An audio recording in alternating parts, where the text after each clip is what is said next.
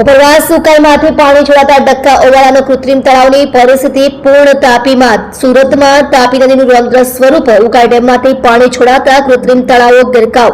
સુરક્ષાની જીવાદોરી સમાન તાપી નદી હાલમાં પોતાના રૌદ્ર સ્વરૂપમાં વહી રહી છે. ઉપરવાસમાં અને ઉકાઈ ડેમના કેચમેન્ટ વિસ્તારમાં થયેલા ભારે વરસાદના કારણે ડેમમાંથી 1,63,000 ક્યુસેક પાણી છોડવામાં આવ્યું છે, જેના પરિણામે તાપી નદીનું જળસ્તરમાં નોંધપાત્ર વધારો છે.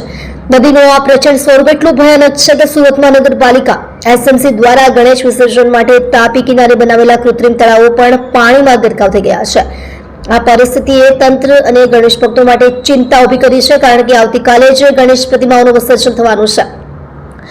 કૃત્રિમ તળાવો પાણીમાં ગરકાવ. સુરત મનપાએ ગણેશ વિસર્જનની સરળતા અને પર્યાવરણની જાળવણી માટે શહેરના અલગ અલગ ઝોન વિસ્તારમાં, ખાસ કરીને તાપી નદી કિનારે ડક્કા ઓવારા જેવા વિસ્તારોમાં કૃત્રિમ તળાવો બનાવ્યા હતા. આ તળાવમાં 5 ફૂટ સુધીની ઊંચાઈની ગણેશ પ્રતિમાનું વિસર્જન કરવામાં આવે છે, પરંતુ ઉકાઈ ડેમમાંથી પાણી છોડવામાં આવતા તાપી નદીની સપાટી એટલી બધી વધી ગઈ છે કે કૃત્રિમ તળાવો પણ પાણીમાં સંપૂર્ણપણે ડૂબી ગયા છે. મનપા દ્વારા તળાવોમાં વિસર્જનની વ્યવસ્થા કરવામાં આવી હતી, પરંતુ હવે પાણીમાં ગરકાવ થઈ જવાથી તંત્ર ચિંતિત બન્યું છે. સુરતમાં 80,000થી વધુ ગણેશ પ્રતિમાઓની સ્થાપના કરવામાં આવી છે અને મોટાભાગની પ્રતિમાઓનું વિસર્જન કૃત્રિમ તળાવોમાં થવાનું હતું. હવે આ તળાવમાં વિસર્જન કરવું શક્ય ન હોવાથી વૈકલ્પિક વ્યવસ્થા ગોઠવવાની જરૂરિયાત ઊભી થઈ છે.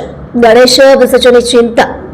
આજરોજ ગણેશ ચતુર્થીના તહેવારની સમાપ્તિ બાદ ગણેશ પ્રતિમાનું વિસર્જન થવાનું છે. કૃત્રિમ તળાવો ગરકાવ થવાથી મનપા દ્વારા વિસર્જન માટે કયા સ્થળો નક્કી કરવામાં આવશે તે એક મોટો પ્રશ્ન છે. આ પરિસ્થિતિમાં ભક્તોને વિસર્જન માટે ક્યાં જવું તે અંગે મૂંઝવણ થઈ છે. સુરત મનપા હવે તાત્કાલિક ધોરણે નવી વ્યવસ્થા ઊભી કરવા માટે પ્રયાસો કરી રહી છે. શક્ય છે કે તળાવમાં પાણીનો પ્રવાહ ઓછો થાય તેની રાહ જોવામાં આવે અથવા અન્ય કોઈ સુરક્ષિત જગ્યાએ નવા તળાવો બનાવવામાં આવે. આ ઘટનાએ તાપી નદીના પ્રવાહની અણધારીતા અને કુદરતી આફતો સામે શહેરી આયોજનના પડકારોને પ્રકાશિત કર્યા છે. જોકે તંત્ર દ્વારા પરિસ્થિતિને નિયંત્રિત કરવા અને ગણેશ વિસર્જન શાંતિપૂર્ણ રીતે થાય તે માટે પ્રયાસો કરવામાં આવી રહ્યા છે.